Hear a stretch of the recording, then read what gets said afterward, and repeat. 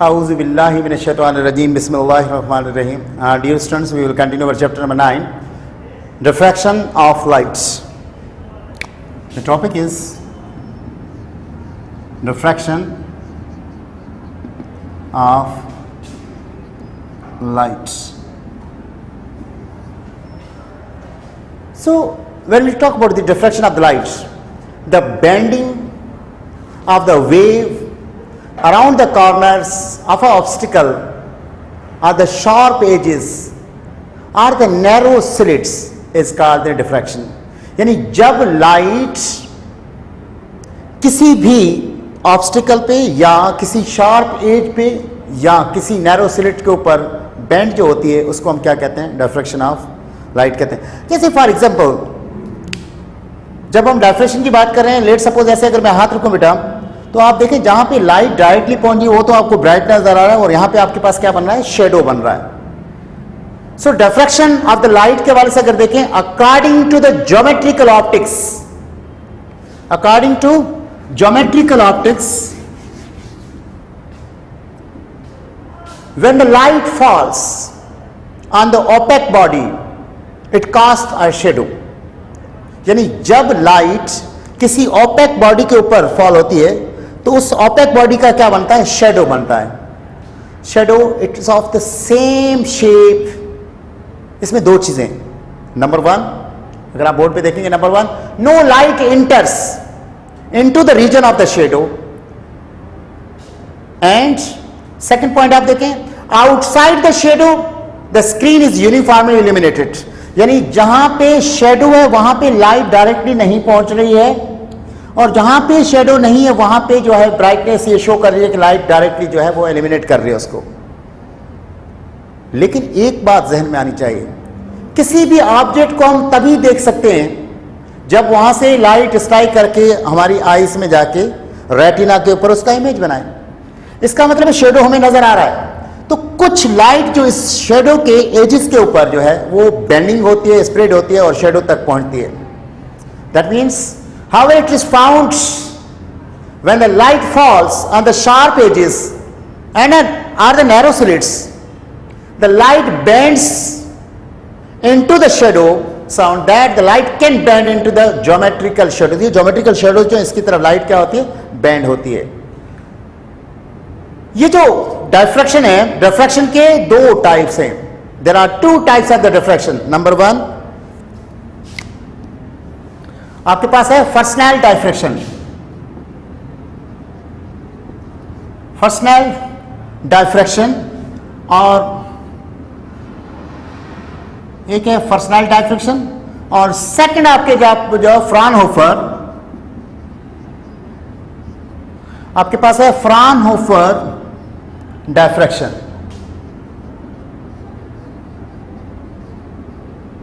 There are the two types of the diffractions. Number one, Fresnel diffraction, and the second one is Fraunhofer diffraction. When we talk about the Fresnel diffraction, let's suppose this one is the source of the light. The light is emitted. This one is a screen. This one is a screen. And that one is obstacle. You may see इसमें आपके पास slits बनी हुई है. Slit 1, let's suppose slit 2 या और भी ज्यादा भी स्लिट्स हो सकती हैं.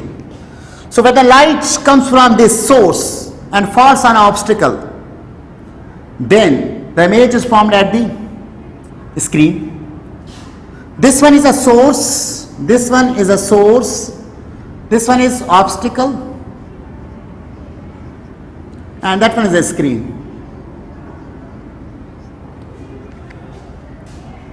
When the source and screen are at a finite distance from the obstacle, क्या कहा मैंने? अगर ये finite distance है, then the rays or the beam of the light, these falls on this obstacle cannot be the parallel. And when it leaves, they will never be these will not be the parallel as well. दोबारा गौर से सुनिएगा, जब source, obstacle और screen finite distance पे होते हैं, तो जो सोर्स से लाइट के रेज आते हैं ना तो वो पैरेलल होते हैं, ना ही ऑब्स्टिकल को जब छोड़ते हैं तब पैरेलल होते हैं। इस टाइप की जो अरेंजमेंट है उसको हम क्या कहते हैं, फ्रेस्नेल डायफ्रैक्शन कहते हैं। If the source of the lights, अब अगर इसकी डेफिनेशन को हम देखें, look at the board. If the source of the light and the screen are at finite distance from the aperture कह दें इसको, या from slit कह दें, या इसको obstacle कह दें, then the diffraction obtained is called Fresnel diffraction. Fresnel diffraction के बाद सेकंड आपके पास क्या है, Fraunhofer, बिल्कुल इसी तरह से। If the source of the light and the screen are at infinite distance from the aperture, then the rays reaching the slit will be parallel to one another, and then the diffraction is called Fraunhofer diffraction. Simple से दो आपके सामने बातें आई हैं कि अगर finite distance है तो रेज जो आ रहे हैं वो कभी पैरेलल नहीं होते, और इस तरह से जो डायफ्रैक्शन होती है उसको क्या कहते हैं, फ्रेस्नेल डायफ्रैक्शन।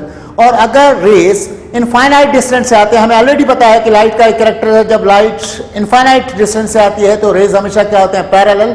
सो उसकी वजह से जो डायफ्रैक्शन होगी उस डायफ्रैक्शन को हम क्या कहेंगे, फ्राउनहोफर डायफ्रैक्शन कहेंगे। अब आमतौर पे हमारे पास अगर डायफ्रैक्शन के हवाले से समटाइम्स दो स्लिट्स यूज की जाती हैं, लेकिन जरूरी नहीं है दो स्लिट्स, अगर ज्यादा डायफ्रैक्शन की जरूरत है हम थाउजेंड्स जो है वो स्लिट्स बना सकते हैं। अगर लेट सपोज करें एक सिंगल स्लिट के बजाय उससे कई गुना ज्यादा 1000 स्लिट्स को अगर यूज किया जाए फॉर द डायफ्रैक्शन, तो इस तरह की जो अरेंजमेंट होती है उसको हम क्या कहते हैं, ऐसे एलिमेंट को क्या कहते हैं, डायफ्रैक्शन ग्रेटिंग कहते हैं। If instead of a single slit there are the large number of the slits parallel to the one another with the equal width, you may say at the equal spaced, such arrangement is called the diffraction grating. A diffraction grating consists of a glass piece with a number of the parallel opaque lines marked on it. There is a transparent portion which acts as a slit. अब यहां पे अगर आप बात लेकर आए हैं तो ये जो है इस तरह से एक कोई glass plate, this one is a glass plate, इसके ऊपर अगर ओपेक लाइंस ड्रा की जाएं इस तरह से, that one is opaque line, that one is opaque line as well, इसी तरह से this one is opaque line.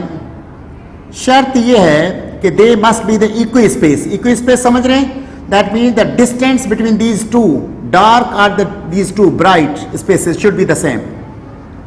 इस तरह से एक जनरली जो ऑब्जर्वेशन है उसमें 6000 approximately 6000 lines per centimetre draw की जाती है, यानी 1 सेंटीमीटर के अंदर approximately 6000 lines opaque lines draw की जाती है। आप समझ रहे हैं कितना क्लोज होता है। और इन जो दो ओपेक लाइंस के बीच में ये जो डिस्टेंस आपको ट्रांसपेरेंट नजर आ रहा है, that space acts as a slit, इसको हम स्लिट के तौर पे यूज करते हैं। इसी तरह से बेटा अगर सपोज करें इसकी थिकनेस ए हो, इस ओपेक सरफेस की थिकनेस क्या है, ए है, और इस ट्रांसपेरेंट की बी है, तो ये जो टोटल डिस्टेंस है 1 opaque and 1 transparent, both means A plus B, this is equal to D, and that's known as diffraction element, diffraction grating element. This is known as grating element भी कह सकते हैं, diffraction grating element भी कह सकते हैं। So ये आपके पास जो diffraction grating element है D, that's equal to what? Length of grating divided by number of lines ruled। तो यहां आप कह सकते हैं D is equal to length को L over N। So where ये D क्या है, ग्रेटिंग एलिमेंट है, L क्या है, length of the diffraction grating है। एन क्या है? नंबर ऑफ द लाइन्स जो ऐसे 1 2 3 4 इस तरह से जितनी लाइन्स इस पे ड्रा की जाती हैं इसको कहते हैं। एक तो ये फॉर्मूला बेसिकली, और दूसरा इसका इस तरह से भी हम कह सकते हैं, डी इज इक्वल टू, जैसे हमने लिखा D is equal to A plus B. So that's also the formula for the diffraction element. इसको डायफ्रेक्शन एलिमेंट के अगर डेरिवेशन की तरफ हम जाएं तो आप देखें बेटा, इस तरह से अगर एक this one is diffraction grating, इसके ऊपर इस तरह से लाइंस ड्रा की गई। एक मैंने अभी आपको कहा 1 सेंटीमीटर में 1000 लाइंस जो है वो ड्रा की जाती हैं, यानी 1 सेंटीमीटर में स्टैंडर्ड फॉर्म क्या है 6000 लाइंस पर सेंटीमीटर होती हैं। और दूसरी दो ओपेक के बीच में या दो ट्रांसपेरेंट के बीच में जो डिस्टेंस होता है that is equal to 1.66 into 10⁻⁴ centimetre. Standard form में क्या लिखा जाता है? Number of the lines per centimetre कितनी होती है? 6000 के क्लोज होती हैं। और जो डिस्टेंस विड्थ जो होती है, चाहे एक ट्रांसपेरेंट की विड्थ लें या दो एक आपके पास ओपेक की, तो दैट वन इज 1.66 इंटू 10⁻⁴ तक की ली जाती है। अब बेटा यहां पे जब लाइट जो आ रही है जिसकी वेवलेंथ लैम्डा है, वो आके इसमें से जब गुजरती है, इन स्लिट्स में से गुजरती है, तो आपके पास यहाँ पे ये slit, suppose this one is a screen, that one is a central point, ये आपके पास पूरी स्लिट्स हैं, this one is a central point C, और यहाँ पे सपोज करें पॉइंट पी पे हमें रिक्वायर्ड है इंटरफेरेंस पॉइंट पी पे।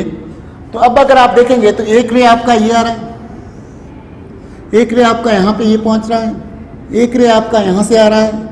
इस तरह से डिफरेंट रेज आपके पास मुख्तलिफ स्लिट में से यहाँ पे पहुंची। लेट सपोज यहां पे ये सेंट्रल पॉइंट है आपकी, ये सेंट्रल पॉइंट है आपकी, और यहां पे जो एंगल है ये क्या है? थीटा है। तो अगर पहला जो, अगर सपोज करें सी से, यहां पे ये P1 है, यहां पे P2 है, यहां पे P3 है, यहां पे P4 है, तो दो का जो डिफरेंस होगा, पाथ डिफरेंस, आपको पता है, याद होगा कि अगर इसका और इसका पाथ डिफरेंस लिया जाए, इस तरह से होता है ये, इस तरह से ये पार्ट डिफरेंस, ये आपके पार्ट डिफरेंस, ये जो पार्ट डिफरेंस, ये एंगल थीटा है, this one is a theta, this one is a theta as well. So ये जो पार्ट डिफरेंस होता है आपको पता है, हम पहले कर चुके हैं, D sine theta, according to Young's double slit ratio में हमने किया था, दो रेज के बीच में पार्ट डिफरेंस कितना है? डी। अगर आप सपोज करें, अगर आप ब्राइट फ्रिंज की बात करें, अगर आप ब्राइट फ्रिंज की बात करें फॉर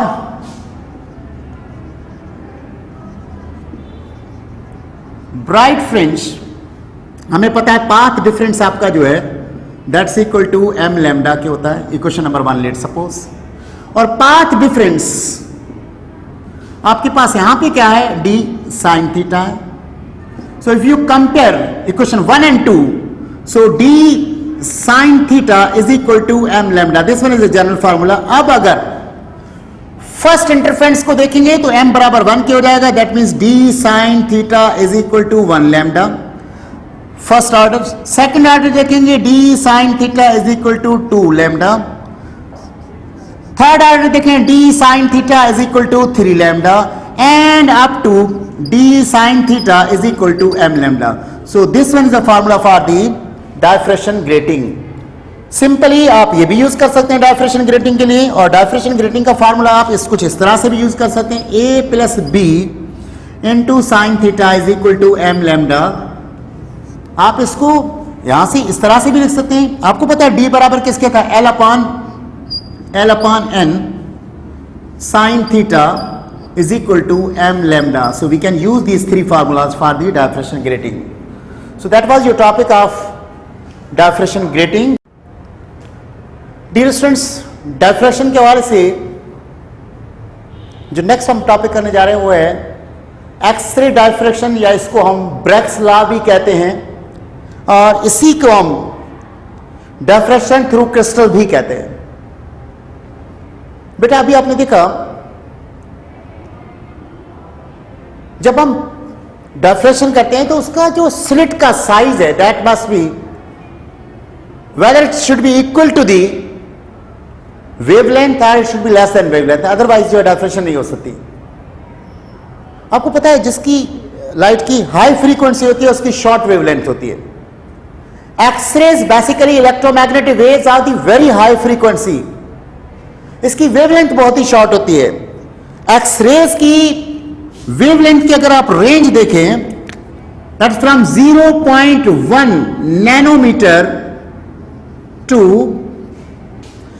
1 नैनोमीटर अप्रोक्सीमेटली। अब आपके पास यहां पे क्या आ रहा है, यहां पे आ रहा है 10 power minus 10 metre to 10 power minus 9 metre. This one is the range for the, this one is the order of the X-rays. X-rays की वेवलेंथ इतनी शॉर्ट होती है। अगर ये X-rays Young's double slit experiment में से या ग्रेटिंग एलिमेंट में से गुजारा जाए तो यहां पे डायफ्रेक्शन पॉसिबल नहीं है। What is the reason behind that? क्योंकि इतनी शॉर्ट वेवलेंथ के वजह से अगर स्लिट्स का साइज इस रेंज के मुताबिक रखा जाए तो फिर जो आपके पास ब्राइट और डार्क फ्रिंजेस बनेंगे वो एक दूसरे के साथ ओवरलैप कर जाएंगे और उसको हम जो ऑब्जर्व नहीं कर सकते डिस्टेंस कम होने की वजह से। That means not possible through the Young's double slit experiment. That means उसके लिए फिर क्या किया गया, हमने एक और टेक्निक यूज की। तो सबसे पहले तो आप देखें अपने बोर्ड पे, X-rays have very short wavelength 0.1 nanometre to 1 nanometre, less than that of the visible and ultraviolet light. Ultraviolet light से भी इसका कम होती है। Therefore the diffraction of the X-rays can not be observe with the help of the common grating, और you may say the Young's double slit experiment. As X-rays pass through the slits of the grating, वो गुजर जाते हैं वहां से। फिर however it is possible to obtain its rays diffracted by making the use of the crystals such as a rock in which the atoms are uniformly planes and separated by the distance about the order of 2 angstrom to 5 angstrom। क्या मतलब है यहां पे जो कुछ हमने अभी इतना डिस्कस किया, एक्सरेज की वेवलेंथ क्या होती है, कम होती है। Late suppose this one is a crystal of a salt, sodium chloride का, आम नमक का। आपको पता होगा इसमें एटम्स की अरेंजमेंट क्रिस्टलिन इस तरह से फिक्स पोजीशन पे वाइब्रेशंस होती है। ये एटम है सरफेस का, ये एटम है, इस तरह से डिफरेंट एटम्स अरेंज्ड होते हैं। जैसे सपोज करें यहां पर है,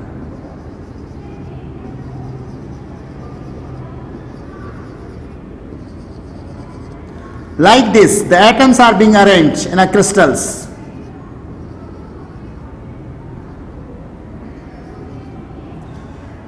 ये जो दो लेयर आपको नजर आ रहे हैं, ये और ये, इसके बीच में जो डिस्टेंस होता है उसको हम डी कहते हैं, separation between the two layers. This one is approximately equal to 2 angstrom to 5 angstrom. इनकी रेंज जो होती है तकरीबन इतनी कम होती है।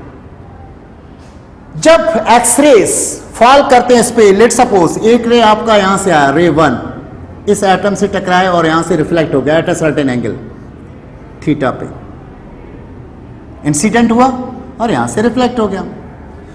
दूसरा रे आपका, सेकंड रे आपका यहां से आया और यहां से जाकर सर्टेन एंगल थीटा पे ही, वो भी थीटा पे था, यहां पे इस एटम से टकराया और ऐसे रिफ्लेक्ट हो गया। So these are the two incident rays. कौन से रेज हैं ये? एक्स रेज हैं। अब इसके साथ साथ हमने एक एनालाइजर लगाया होता है, वो यहां पे, लेट सपोज यहां पे आपके पास एनालाइजर है, वो इन वेव्स को, ये जो वेव्स आ रही हैं आपके पास, यहां से ये रिफ्लेक्ट हो गई, यहां से ये वेव आ रही है, यहां से ये रिफ्लेक्ट हो गई। हम रिफ्लेक्शन को तो ऑब्जर्व कर लेते हैं, कोई इंटरफेरेंस हमें इसमें नजर नहीं आ रही। देन हम क्या करते हैं, ये जो एंगल, इसके इस एंगल को और भी शॉर्ट कर दिया जाता है। देखो किस तरह से एंगल को हम किस तरह से शॉर्ट करते हैं। इस एंगल को जब हम इंसिडेंट रेज की एंगल को अगर डिक्रीज किया जाए, ये जो आपका पहला रे यहां से आ रहा था, जब ये एंगल डिक्रीज होगी तो ये भी एंगल इस तरह से जाएगी, और इस सेकंड रे जो आपका था, इसकी एंगल को भी अब जब आप डिक्रीज करेंगे तो ये यहां पे जाएगी, और ये आपस में ये रे जो इस तरह से जो जाएगा तो इनमें से क्या होगा, देखिए बेटा, ये जो पहली वेव इंसिडेंट थी आपकी इस तरह से यहां से रिफ्लेक्ट हुई, और दूसरी वेव जो आपकी यहां पे आ रही थी वो जो है यहां से रिफ्लेक्ट होने के बाद ये इस तरह से कुछ बनेंगे. Look at this one. So incident ray, this one is the रे 1, दिस वन इज द रे 2. रिफ्लेक्ट होने के बाद ये क्या हुआ, इंटरफेयर हुई, या तो कंस्ट्रक्ट इंटरफेरेंस होगी या डिस्ट्रक्ट इंटरफेरेंस. इस तरह से हमें क्या होगा, ब्राइट और डार्क फ्रिंजेस ऑब्जर्व होंगी. So this is known as the X-ray diffraction through the crystals. क्योंकि ये जो लॉ दिया था, एक साइंटिस्ट जिसने दिया था, उसने एक इक्वेशन ड्राइव की थी इसकी, उस साइंटिस्ट का नाम था ब्रैग, इसलिए इसको ब्रैग्स लॉ भी कहा जाता है. ब्रैग्स ने क्या कहा था, देखो, suppose the parallel lattice planes having a spacing distance d between each other, it is clearly from the figure. अब फिगर अगर आप इसकी बनाएं, देखें, अभी हमने कहा था कि इस तरह से इसका कोई लैटिस होता है, इस तरह से लेयर्स होते हैं इसमें. फॉर एग्जांपल हमने इसको लेयर 1 ले लिया, ये इस तरह से लेयर 1 है आपका, और ये लेयर 2 ले लेते हैं जनाब, ये लेयर 2 है आपका. So the distance between them is D. ये सपोज करें डिस्टेंस आपका क्या है, डी है. अब अगर आपका एक रे इस पे फॉल हो रहा है, रे 1 यहां से आया और इंसिडेंट होकर यहां पे रिफ्लेक्ट हो गया. Late suppose this point is a A, so this one is a incident ray, this one is a reflected ray. अब आपके पास ये जिस एंगल पे आया, ये एंगल कौन सी है, एंगल थीटा है, और यहां पे रिफ्लेक्ट होगा, वो भी एंगल क्या होगी आपके पास, थीटा हो जाएगी. सेकंड रे जो आपका आ रहा है, सेकंड रे आपका लेट सपोज यहां से आ रहा है, और ये रे यहां से आकर इस एटम के साथ टकराता है, फिर यहां से ऐसे रिफ्लेक्ट हो जाता है. सो अगर आप यहां पे देखें, अगर इसको प्रोसीड किया जाए इस तरह से, तो ये रे यहां पे आ रहा है और ये रे यहां पे आ रहा है. अब आप देखें, let suppose this one is the point A, this one is the point B, this one is point B, and this one is the point C, and let's suppose this point is D. A, B, C और D. आप ऐसे कर दें, हम यहाँ पे A, B, C और D कह दिया हमने. अब अगर इसमें आप फिगर में देखें, so this one is the ray 1, this one is the ray 1 which is reflected, this one is the ray 2 which is incident, and this one is the reflected ray 2. आप इस फिगर में ही जाहिर हो रहा है कि ये जो रे 2 है, इसको इस रे 1 से ज्यादा डिस्टेंस कवर करना पड़ रहा है. कितना, D से लेकर B तक और फिर B से लेकर C तक. So the path difference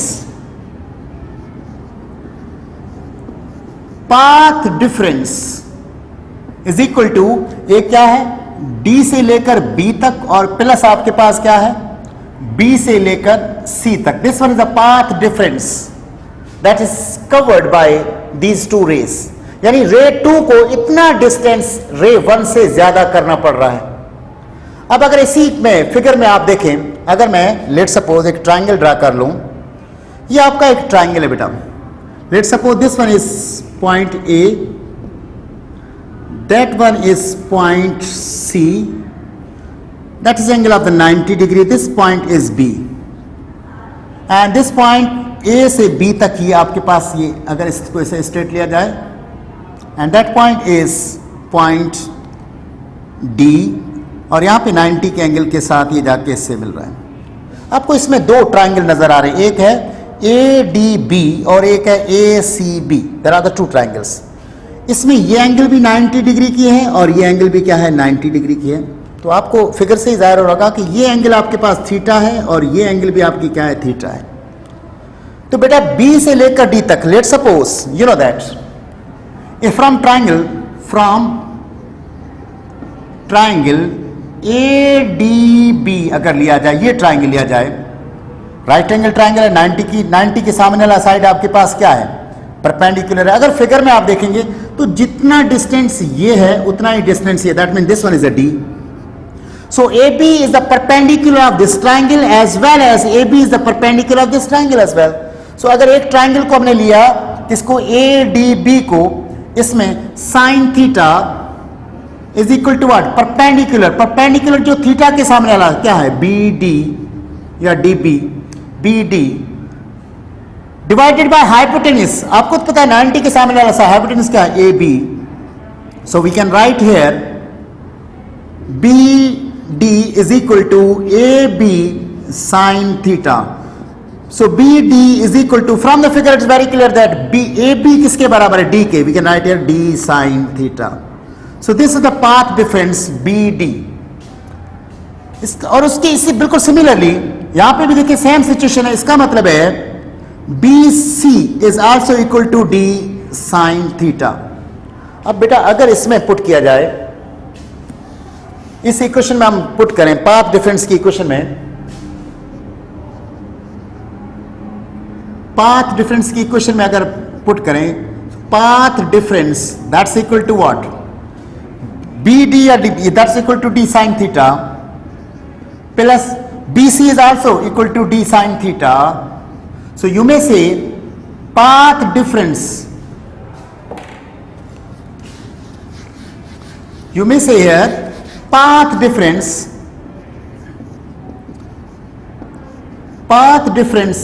is equal to 2D sin theta, equation number 2. For bright fringe, we already know that path difference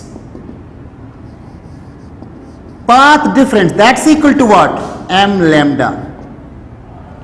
अगर इसमें हम पुट करते हैं बेटा path difference की जगह, path difference, you may say this is equation number 3. Compare these equations. That means 2D sin theta is equal to M lambda.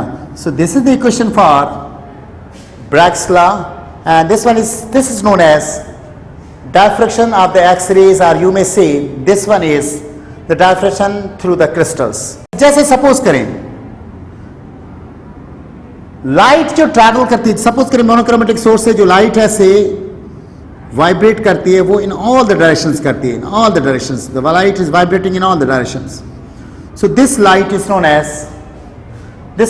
Known as unpolarised light. क्या है अनपोलराइज्ड?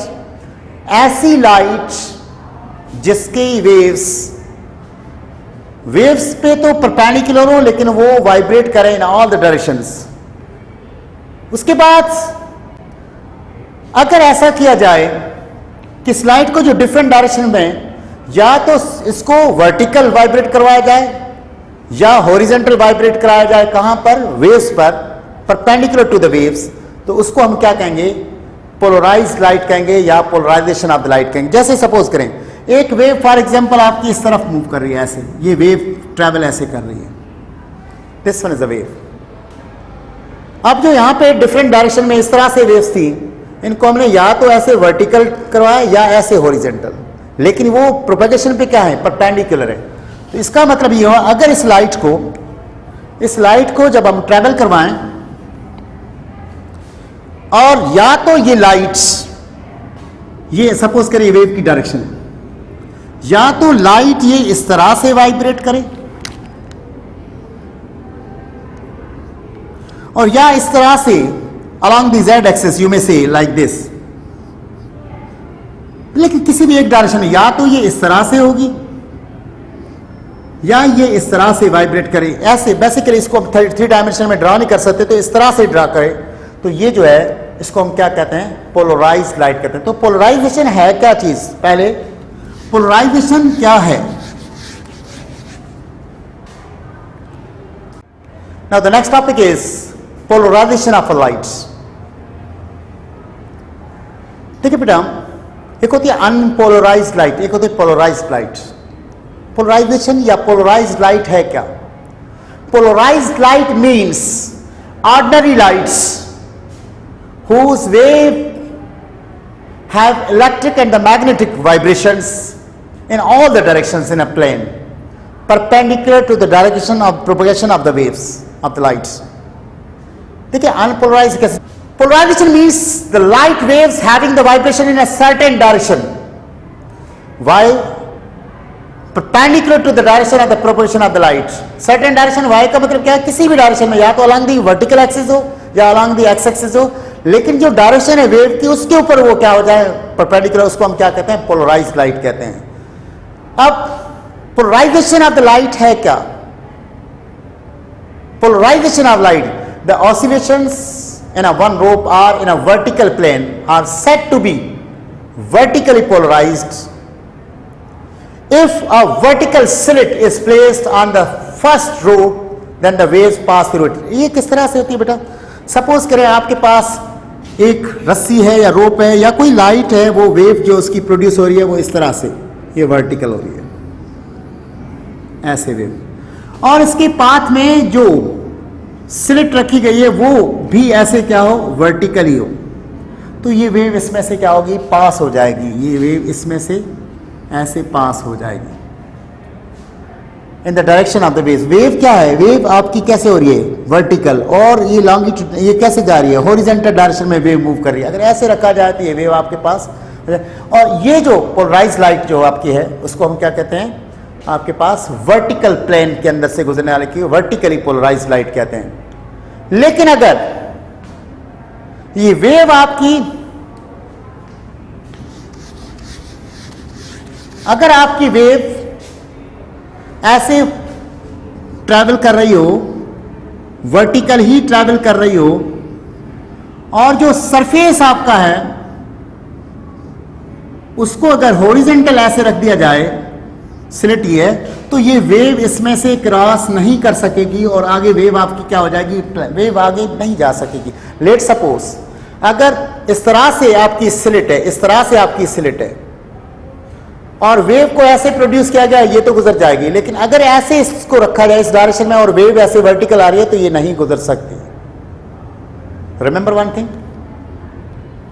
जब वेव की vibration और slit दोनों parallel होंगे तो उसमें से गुजर सकेगी, वरना नहीं गुजर. ये देखें, those in other rope when this one is a horizontal, तो फिर इस तरह से जो अनपोलराइज्ड डायरेक्शन हो जाती है. आप देखें दो चीजें हमारे पास आई. अब हम अगर लाइट की बात करें, ये तो एग्जांपल थी, जनरल एग्जांपल थी, मैकेनिकल वेव्स के. अगर लाइट की बात करें, लेट सपोज डिफरेंट डायरेक्शन में ऐसे लाइट वाइब्रेट कर रही है, इस तरह से, इस तरह से, इस तरह से, इस तरह से, और अगर एक होता है पोलराइजर, पोलराइजर होता क्या है, टर्मलिन क्रिस्टल एक होता है, और वो इस तरह की किसी शेप का बनाया जाता है, इस तरह से किसी भी शेप का बना सकते हैं, लेकिन इसके अंदर ये स्लिट जो है इस तरह से, ये आपकी स्लिट हो गई. अब अगर ये लाइट्स यहां से जब पास होगी तो ये बाकी ये नहीं गुजर सकेगी, ये भी नहीं गुजर सकेगी, ये भी, लेकिन ये जो लाइट है ये इसमें से ऐसे बिल्कुल इसमें से ऐसे डायरेक्टली पास हो जाएगी और आपके यहां पे एक वन डायरेक्शनल ये पोलराइज्ड लाइट आपको मिलेगी. तो आपने देखा ये अनपोलराइज्ड लाइट थी, जो ऑर्डिनरी लाइट थी, डिफरेंट डायरेक्शन में थी. जब इस पोलराइजर में से गुजारा गया, पोलराइजर ये आपके पास क्या है, फिल्ट्रेशन की हमने इसकी, जब पोलराइजर में से गुजारा गया तो यहां पे एक डायरेक्शन में लाइट मिली, तो इसका मतलब है this light is a polarised light, that one is unpolarised, that one is polarised light. अब आपके पास जो ये पोलराइज्ड लाइट है, ये इसकी वेव के बारे में डेफिनेशन से हम बेसिकली क्या पढ़ते हैं कि ये जो इसकी वेव आ रही है, क्या ये वेव ट्रांसवर्स है या नहीं. That only give the verification of the transverse waves. कैसे, उसके लिए हमें अरेंजमेंट में जिस तरह से पोलराइजर था, एक और एनालाइजर भी हमारे पास होता है. क्या है, एक जो होता है पोलराइजर होता है और दूसरा क्या होता है, एनालाइजर होता है. एनालाइजर भी बिल्कुल इसी शेप के से ऐसे ही, ये देखें इस तरह से, ये जो आपकी लाइट यहां पर पोलराइज्ड हुई थी, अगर ये दोनों इसी तरह से ही पैरेलल रखे हुए हैं तो ये यहां से गुजर के ये भी जो है आपके पास गुजर जाएगी. लेकिन जैसे ही इस एनालाइजर को आप इसको ऐसे दोनों पैरेलल ऐसे रोटेट करना शुरू करेंगे तो लाइट डिम होती जाएगी, डिम होती जाएगी. जब ये बिल्कुल हॉरिजॉन्टल डायरेक्शन में आ जाएगा, इसको रोटेट करके ऐसे हॉरिजॉन्टल डायरेक्शन में लेकर आएंगे तो जाहिर है आपके पास हॉरिजॉन्टल डायरेक्शन में आने के बाद आपके पास इसकी जो ये स्लिट है आपके पास वो ऐसे हो जाएगी. तो ये वेव कैसे आ रही है, ऐसे इसमें से क्रॉस नहीं कर सकेगी और कोई भी जो है उस तरफ आपको लाइट ऑब्जर्व नहीं होगी. और जब नहीं हो रही है तो इसका मतलब ये वेरिफिकेशन किसकी, ट्रांसवर्स वेव्स की. तो इस तरह से हम जो है लाइट को वेरीफाई करते हैं. डियर स्टूडेंट्स, अब अगर हम बेसिकली अगर देखा जाए तो इसके बहुत से और भी यूजेस हैं, लेकिन हम यहाँ पे जो यूज करते हैं सिर्फ हम वेरिफिकेशन करते हैं किसकी, ट्रांसफर वेव स्केल से. So thank you very much. May God bless you, and in this way we have completed the chapter number 9.